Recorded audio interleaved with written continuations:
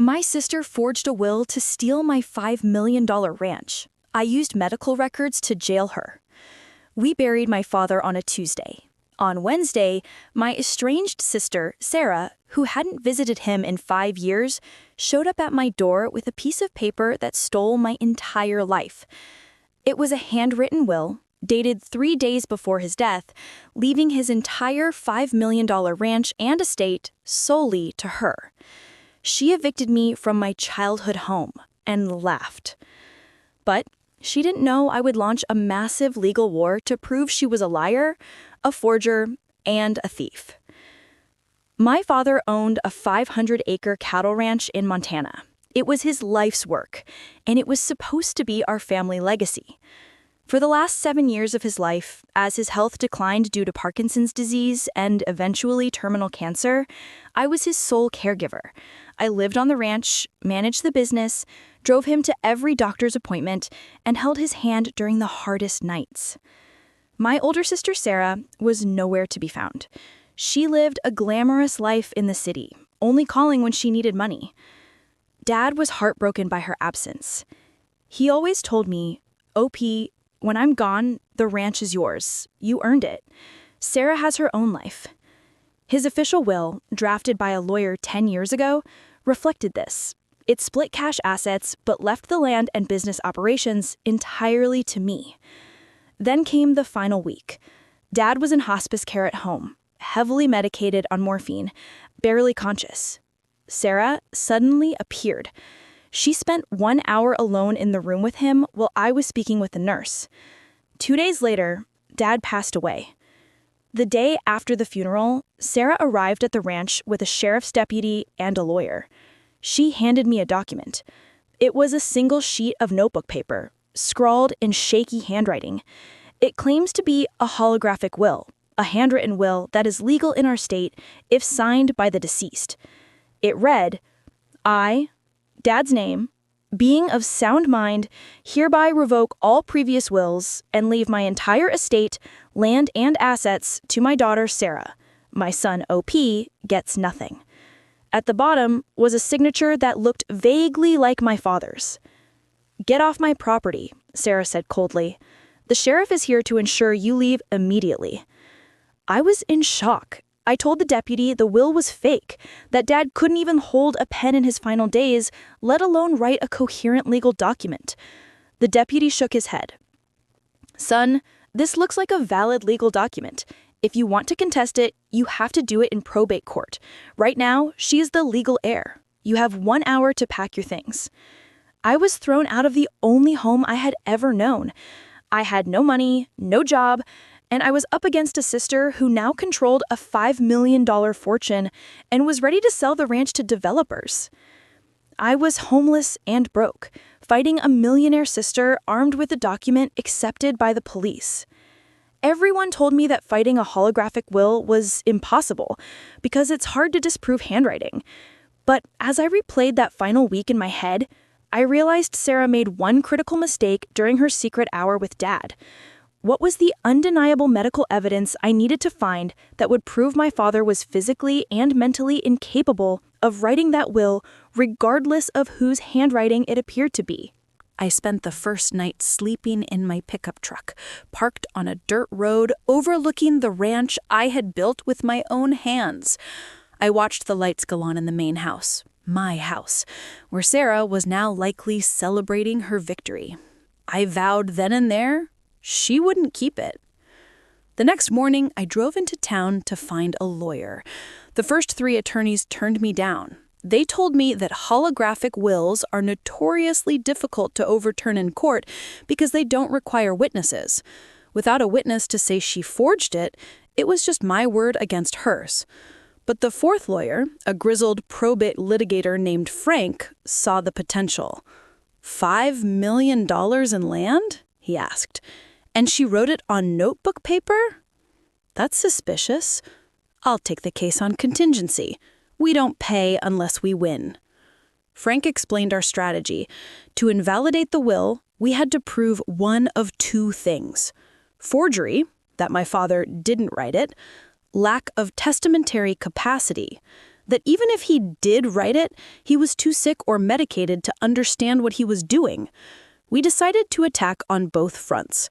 First, the medical evidence. We subpoenaed my father's medical records from the hospice care team for the week leading up to his death.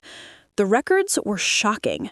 The nurses' logs showed that on the day the will was allegedly written, my father was on a high dose of morphine and lorazepam. The notes explicitly stated, "Patient is hallucinating, nonverbal, and unable to recognize staff." This was our first smoking gun. A man who cannot recognize his nurse does not have the testamentary capacity to legally rewrite his will and disinherit his son. Second, the handwriting analysis. This was the clincher. My father had advanced Parkinson's disease. For the last 6 months, his hands shook violently. He couldn't hold a coffee cup without spilling it. His handwriting had suffered from a condition called micrographia. It became tiny, cramped, and jagged. Frank hired a forensic document examiner, a world-class expert who analyzes handwriting for the FBI. We gave him the holographic will Sarah had produced, along with checks my father had signed in his final months. The expert's report was devastating for Sarah. He pointed out that the will was written in smooth, flowing, confident cursive loops. There were no tremors, no jagged lines, no micrographia. "This is impossible," the expert told us. "A man with stage 4 Parkinson's cannot physically produce these smooth curves. It's medically impossible." Furthermore, look at the signature. It's a trace forgery. It matches perfectly with his driver's license signature from 1990, but it doesn't match his shaky hand from 2023. Someone traced an old signature onto a new document. The will was too perfect. Sarah had tried so hard to make it look nice that she forgot my father was physically incapable of writing nicely. We had her. We had proof he was mentally drugged and physically unable to write. Frank filed a petition in probate court to contest the will, citing fraud, forgery, and undue influence. He also filed an emergency motion to freeze the estate's assets, stopping Sarah from selling the land. But Sarah wasn't going to give up easily. She had access to the ranch's bank accounts, and she hired a ruthless defense team.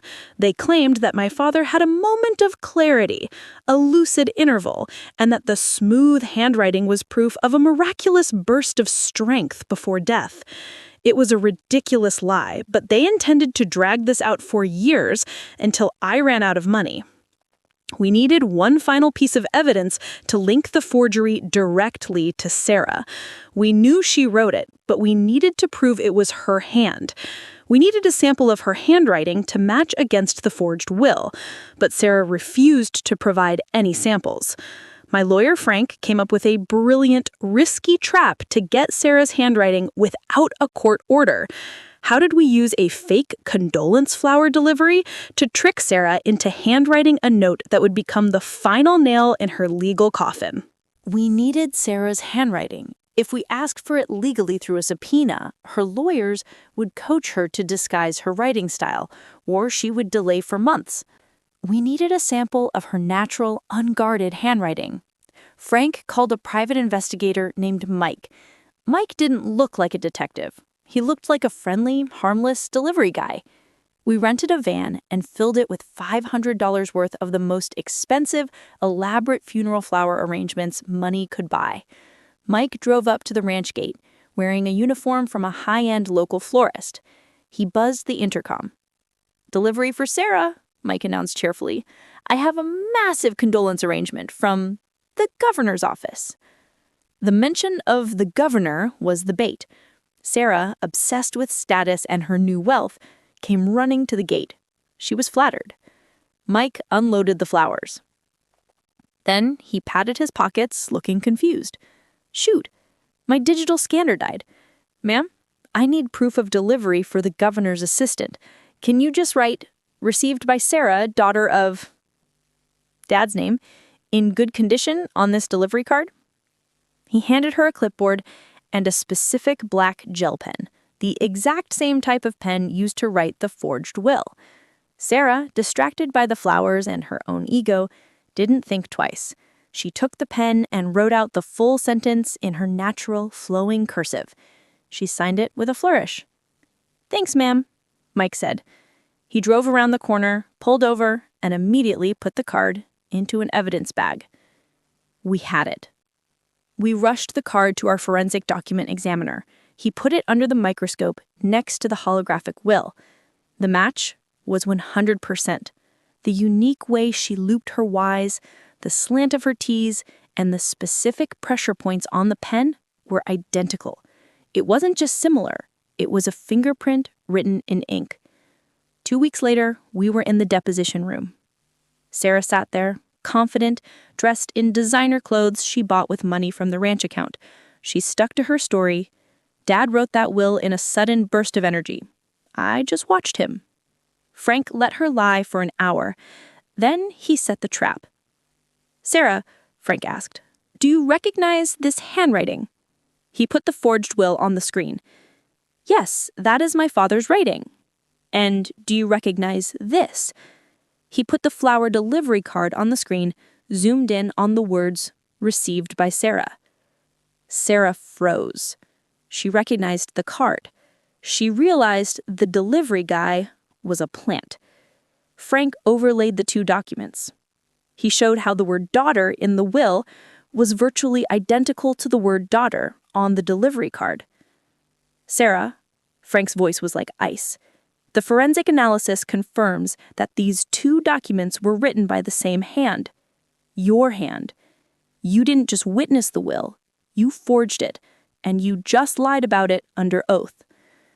Sarah's lawyer went pale. He whispered frantically in his ear. He knew that this was no longer a civil dispute about a will. His client had just committed felony forgery and perjury. Sarah started crying. Not tears of remorse, but tears of panic. I just wanted what was fair. He was sick. He wasn't thinking straight. I deserved that money." "Objection," her lawyer screamed, trying to shut her up. But it was too late. The confession was on the record. With the deposition transcript and the forensic report, Frank filed for summary judgment. The judge didn't even need a full trial. He looked at the evidence and ruled immediately. The holographic will was declared a forgery and voided. The original will leaving the ranch to me was reinstated as the valid legal document. But we weren't done. Sarah had spent 6 months living in my house, spending the ranch's operational funds on luxury trips and clothes. She had drained over $200,000 from the business accounts. I wasn't just going to kick her out. I was going to make sure she paid back every single cent, even if I had to bankrupt her to do it. Sarah was evicted, but she tried to flee with the $200,000 she had already siphoned from the accounts. She thought she could disappear into the city. How did my lawyer use a writ of attachment to seize her personal bank accounts and her luxury car before she could leave town? And what happened when the district attorney finally saw the evidence of the forgery? The moment the judge ruled against Sarah in the summary judgment, her confidence vanished. She was officially a trespasser and a fraudster. We had won the ranch back, but the financial war was still on. Sarah was no longer welcome, but she still controlled the $200,000 she had siphoned from the ranch's operational accounts and was preparing to flee the state. My lawyer, Frank, was already 3 steps ahead. Before the judgment was even officially entered, Frank filed an emergency motion for a pre-judgment writ of attachment. A writ of attachment is a powerful legal tool that allows a plaintiff, me, to freeze or seize the defendant's assets, Sarah, before the final trial if there is a risk the assets might be moved or disappear. Frank successfully argued to the judge that Sarah had demonstrated clear criminal intent by forging a will and was an immediate flight risk, having already transferred large sums of money. The judge immediately granted the writ. Frank didn't waste a second. He dispatched the county marshal's office to Sarah's city apartment. The marshal arrived at her bank with the court order and froze her personal checking and savings accounts, blocking access to the stolen $200,000. Simultaneously, the marshal located her brand-new luxury SUV, which she had purchased with ranch funds, and seized the vehicle right out of her parking garage. Sarah was financially crippled. She was about to be evicted from my father's ranch, all her cash was locked up, and her expensive car was towed away. She was literally trapped in Montana with nowhere to go. With the Civil War won, Frank turned his attention to criminal justice. He arranged a meeting with the district attorney. Frank didn't present conjecture. He presented an open and shut case. He handed the DA the forensic document examiner's report, which scientifically proved the traced forgery, the morphine logs proving lack of capacity, and the handwriting exemplar, the flower card, proving Sarah was the author. The DA saw immediately that this was not just a family dispute, it was felony forgery and grand theft. Within 72 hours, the DA filed criminal charges against Sarah. The police showed up at the ranch and arrested her. The humiliation was complete. She was booked, fingerprinted, and released on a hefty bail, forced to face the reality of prison time for trying to steal a $5 million inheritance. With the criminal charges hanging over her head, Sarah had no leverage left. Her new lawyer advised her to settle the civil case immediately to try and earn leniency from the DA. We finally reached the negotiation table for the final settlement. Return of property, the ranch title remained fully in my name. Compensatory damages, she had to repay the $200,000 she stole plus interest. Punitive damages, we argued that because her actions were criminal and malicious, I was owed damages for the emotional stress, legal costs, and the 6 months I was homeless. The final settlement was overwhelming. Sarah had to liquidate many of her other assets to pay the debt. I received the full $200,000 back, plus $450,000 in punitive damages and reimbursement for all my legal fees.